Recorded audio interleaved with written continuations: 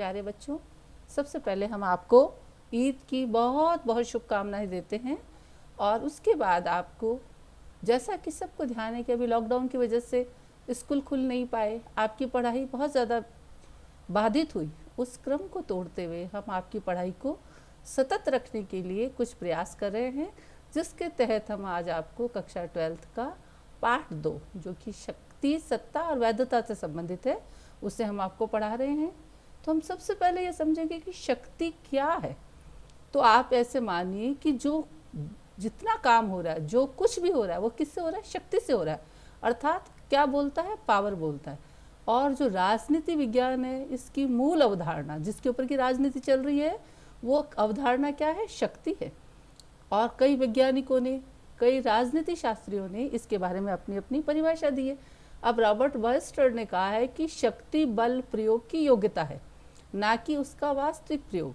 अब आप इसको कैसे समझेंगे कि जब आदमी शक्ति को यूज़ करता है तो वो बल प्रयोग रखने की ताकत रखता है, लेकिन बल को प्रयोग नहीं कर रहा है। वो किसको प्रयोग कर रहा है? शक्ति को प्रयोग कर रहा है।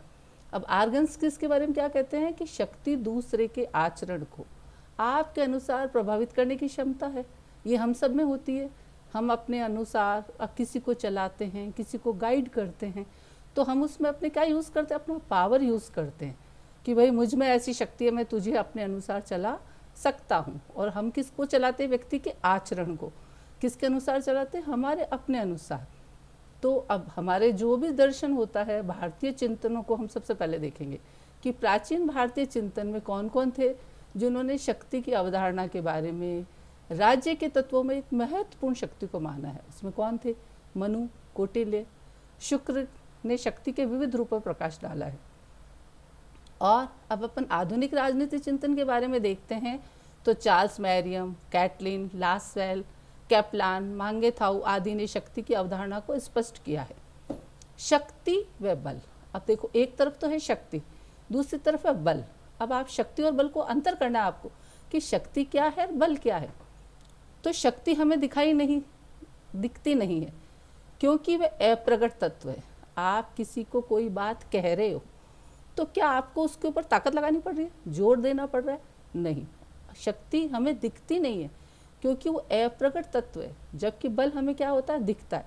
जैसे आपने किसी टेबल को खिसकाया, कोई चीज़ उठाई, तो आपको क्या हो रहा है? दिख रहा है, प्रत्यक्ष हो रहा है, क्योंकि यह तत्व क्या है? प्रगट है। तो आप शक्ति और बल को ऐसे अंतर कर सकते हो कि शक्ति तो अप्रगट तत्व है और बल प्रगट तत्व है। अब उदाहरण, पुलिस सरकार की शक्ति है, पर जब वह किसी भीड़ को नियंत्रित करती है तो अपना क्या प्रयोग करती है? बल प्रयोग करती है। तो शक्ति और बल, ये आपको इस तरह से अंतर समझ आ जाएगा। अब आप देखो, शक्ति और प्रभाव, घर के मुखिया का, संस्था के प्रधान का, या देश का प्रधान जो भी होता है, उसका प्रभाव पड़ता है, क्योंकि उसके पास क्या होती है? शक्ति होती है। अतः शक्ति और प्रभाव एक दूसरे के संबल है। मतलब आप जब किसी को प्रभावित करते हो तो उसमें आपकी क्या काम करती है? शक्ति काम करती है। और जब आप शक्ति को यूज़ करते हो तो उसमें आपका क्या पड़ता है? प्रभाव पड़ता है। तो एक दूसरे को ये क्या करते हैं? सपोर्ट करते हैं, अर्थात एक दूसरे को आगे बढ़ाते हैं, बाधा नहीं देते हैं। शक्ति और बल एक दूसरे के सहायक है। अब अंतर, शक्ति के प्रयोग में हम किसी चीज़ का दमन करते हैं, जबकि प्रभाव, आप किसी पर प्रभाव डालते हो तो आप उसको जोर ज़बरदस्ती नहीं करते हो। ये एक मनोवैज्ञानिक होता है। यह चीज़ किसी चीज़ को स्थापित करता है। जैसे आप अपने माँ, अपने गुरु, अपने पसंदीदा अभिनेता से क्या होते हो? प्रभावित होते हो, और उनकी क्या मानते हो? आप कहना मानते हो। तो क्या आप कोई उनको ताकत से थोड़ी कोई आपको मनवाता है? कोई गुरु आपको कहता है ऐसा कर, नहीं तो ऐसा कर दूंगा? नहीं, आप उनसे प्रभावित होते हो, तब उनका कहना मानते हो। लोकतंत्र में शक्ति प्रयोग की मनाही है। अब जो आधुनिक शासन व्यवस्था है, अब आप सोचो कि उसमें शक्ति नहीं है। आज आपको जो भी शासन करना है, आपके लोगों को, मनों को खेलना पड़ेगा, उनकी भावना को समझना पड़ेगा, और तब आप जाके लोकतंत्र शासन व्यवस्था स्थापित कर सकते हो। लोकतंत्र में शक्ति प्रयोग की मनाही है, जबकि प्रभाव से पूरी व्यवस्था चलती है। तो ये प्रभाव और शक्ति में आपको क्या हो गया?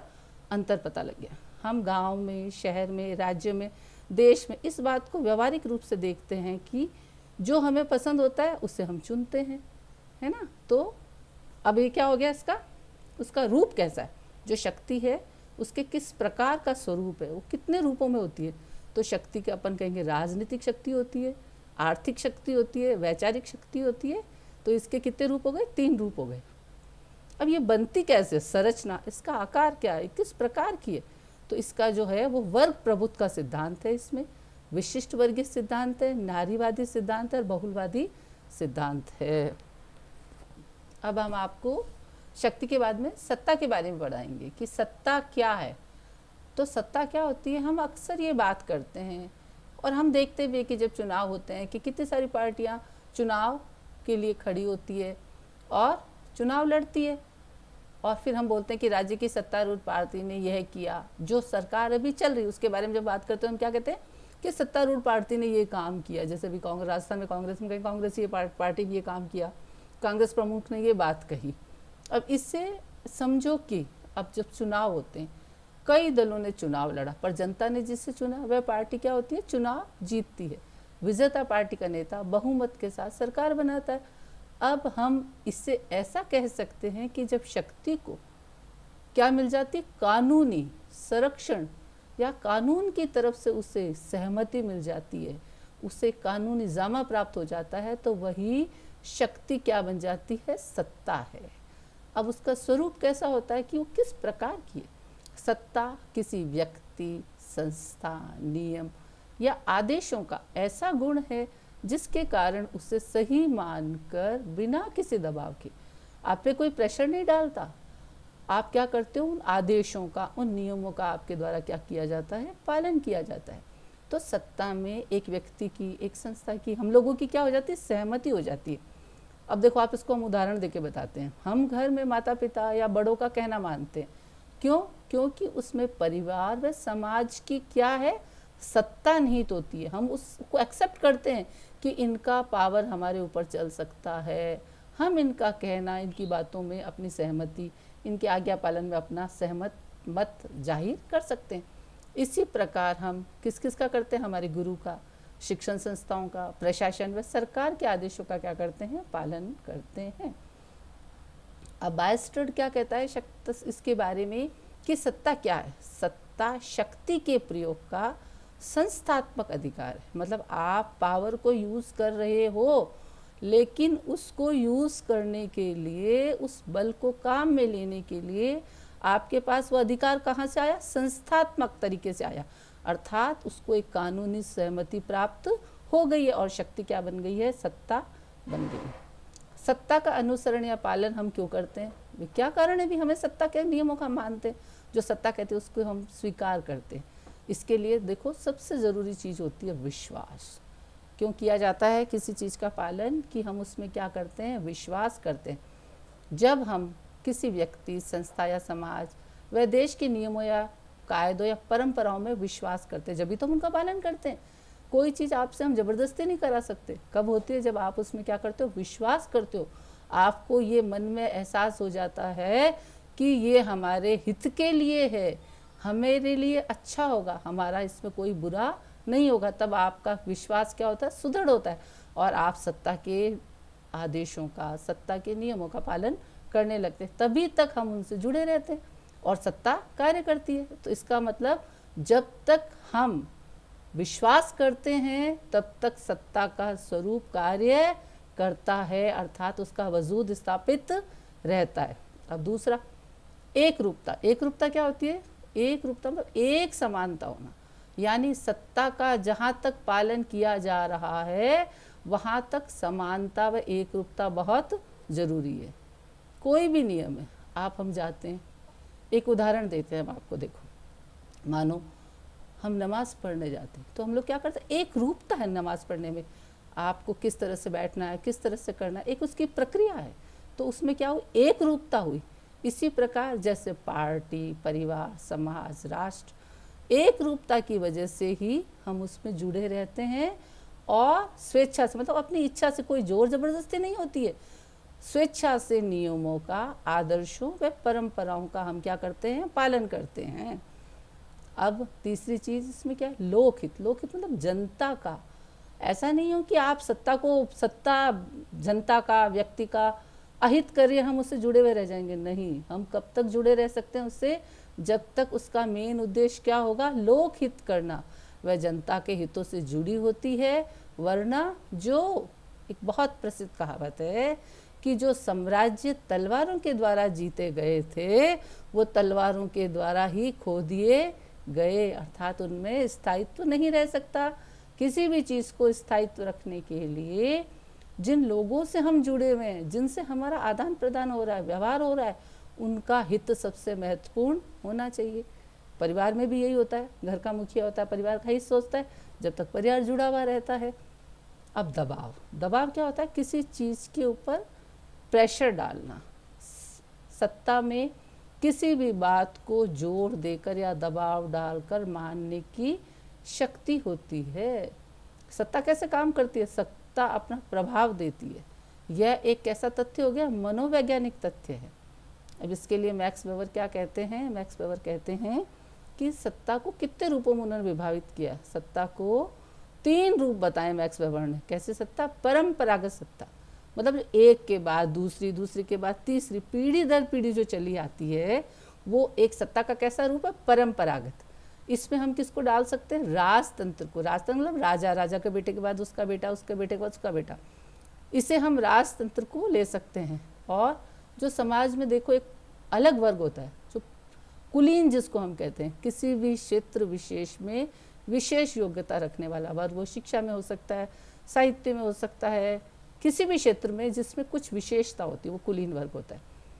एक होता है करिश्माई सत्ता। करिश्माई सत्ता क्या होती है, एकदम आप उसको कैसे देखते हो, सत्ता को जिसका आप पालन कर रहे हो, जिसका आप अनुसरण कर रहे हो, उसमें आपको क्या दिखता है, एक चमत्कार दिखता है, एक करिश्मा दिखता है कि अरे आप उससे बड़े अट्रैक्ट होते हो, बड़ा सुंदर लगता है वो आपको। इसमें कौन कौन कह सकते हैं अपन, नेता, एक अपने पसंद का नेता, भाई ये नेता है मुझे बहुत पसंद है, भाई मुझे तो इसकी हर बात पसंद है, इसका बोलना, इसकी नीतियाँ, इसके आचार, मैं इसका फ़ैन हूँ, मुझे बहुत पसंद। इसी प्रकार अभिनेता, कई जने कहते हैं मैं फलाना अभिनेता को बहुत ज़्यादा पसंद करता हूँ, मुझे उसकी एक्टिंग, उसका सब कुछ मुझे पसंद है, वो मैं उसका फ़ैन हूँ। राजनायक आदि, या विषय विशेषज्ञ, कई बार किसी विषय विशेषज्ञ से भी हम बहुत ज़्यादा प्रभावित होते हैं कि ये आदमी इस विषय का बहुत अच्छा जानकार है, भाई इनके आगे कोई मुकाबला नहीं है, इसको कहेंगे हम करिश्माई सत्ता। तीसरी कानूनी सत्ता। यह सत्ता कैसी होती है, तर्क संगत होती है। इसमें किसकी महत्वता होगी, कानून की, अर्थात विधि की, या कानून से जो सत्ता प्राप्त होती है उसे कानूनी सत्ता कहते हैं। चलो अब हम आपको पढ़ाएंगे वैधता। शक्ति पढ़ ली हमने, सत्ता पढ़ ली, और वैधता। वैधता क्या होती है, वैधता का अर्थ, सबसे पहले वैधता क्या है, वैधता का आप ऐसा अर्थ समझो कि इसका अर्थ होता है वैधानिक, यानी विधि या किसी भी व्यवस्था के तहत जनता के द्वारा किसी भी राजनीतिक व्यवस्था को औचित्यपूर्ण सहमति देना वैध हो गया, मतलब उसको कानूनी तरीके से सहमति प्राप्त होती है, उसको कहते हैं वैधता। अब आप कैसे प्राप्त करते हो, इसके प्राप्ति के साधन क्या है, भाई कोई सत्ता काम कर रही है कुछ भी, तो उसके लिए प्राप्ति के लिए साधन क्या आया, मतदान। जब चुनाव होता है तो जनता अपने प्रतिनिधियों को चुनकर, वह सरकार जिसे एक व्यवस्था के तहत जनता ने कानून या संविधान के द्वारा मान्यता दे रखी है, अपने प्रतिनिधियों को वैधता प्रदान करती है। उदाहरण, हमारे गांव में सरपंच के चुनाव से पूर्व हम तुम की तरह ही एक साधारण इंसान थे, पर जो ही उन्होंने चुनाव जीता तो उन्हें गांव की वैध पदवी सरपंच मिली, अर्थात एक प्रक्रिया के तहत उनको क्या मिली, सरपंच की पद्धति मिली, और उसको किसने सहमति दी, कानून ने, अर्थात देश के विधान ने उनको सहमति दे दी। अब संचार के साधन जिनसे अपन क्या करते हैं, वैधता प्राप्त करते हैं। संचार के साधन जनमत, राष्ट्रवाद के द्वारा वैधता को प्राप्त करते हैं। जनमत क्या है, मानो किसी पार्टी का प्रमुख देश के प्रमुख पद पर है, पर जनता यदि अपने मत से उन्हें अस्वीकार कर दे तो हम देखते हैं कि सत्ता बदलती है और दूसरी पार्टी को मौका मिलता है। तो ये क्या हुआ, जनमत। जनमत के द्वारा हम सत्ता को बदल सकते हैं। राष्ट्रवाद क्या होता है, राष्ट्रवाद, हम कौन हैं, तो उत्तर हम सब क्या हैं, भारतीय हैं। यह भारतीय होना ही हमें एक सूत्र में पिरोता है, यानी जोड़ता है। तो इसको हम कैसे कह सकते हैं कि भाई हम सब भारतीय हैं, लेकिन भारत में तो अलग अलग धर्म, अलग अलग जाति, अलग अलग संप्रदाय के लोग रहते हैं, लेकिन फिर भी हम सब क्या हैं, भारतीय हैं।